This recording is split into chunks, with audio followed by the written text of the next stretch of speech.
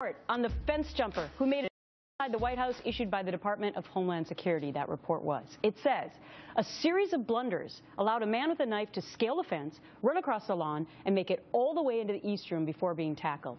One Secret Service agent was apparently chatting on his private cell phone at the time, missing the whole thing. Others say their views of the actions were hampered because of too many bushes surrounding the White House. This here is the second fence installed at the White House after the fence jumper incident. Well, the new barrier acting as another line of defense against would-be intruders. But is it enough? Republican Congressman Bob Goodlatte of Virginia is chair of the House Judiciary Committee, who has oversight over the Secret Service, and he is my guest. Great to have you on. I know that you're going to have hearings starting next Wednesday, but now this report comes out. It's very timely, I guess, for your hearings. Yes, the hearings had already been scheduled because the Judiciary Committee, which has jurisdiction over the Secret Service, is very, very concerned about the safety of the president. Even with all these controversies swirling, we want to make sure that every president of the United States, including Barack Obama, is completely protected so he can do his job and the people surrounding him can as well.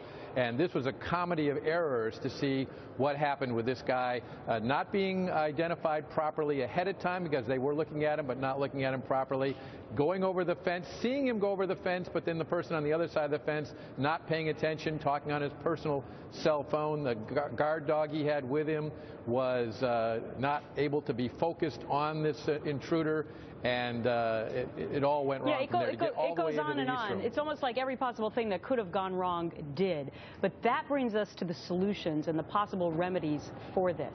A lot of the American people watching right now are thinking, oh, we're just going to have more hearings and nothing will actually happen.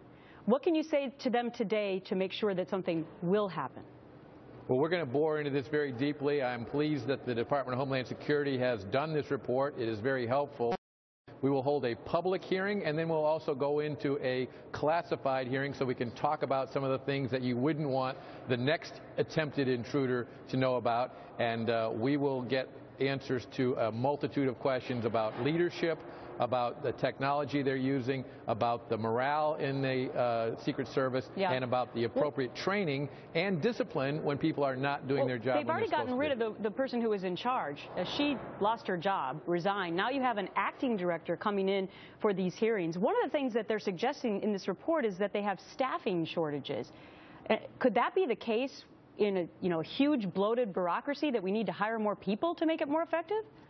I have a lot of questions about that. I think if people are doing their jobs and they're using the technology available to them, they probably have what they need. But in fairness to them, we want to hear that both in the public hearing and to the extent it needs to be classified in the classified hearing, because we want to make sure that they understand the American people expect them to protect their president. All right. We'll look forward to the hearings. They start on Wednesday. Congressman, thank you for being here.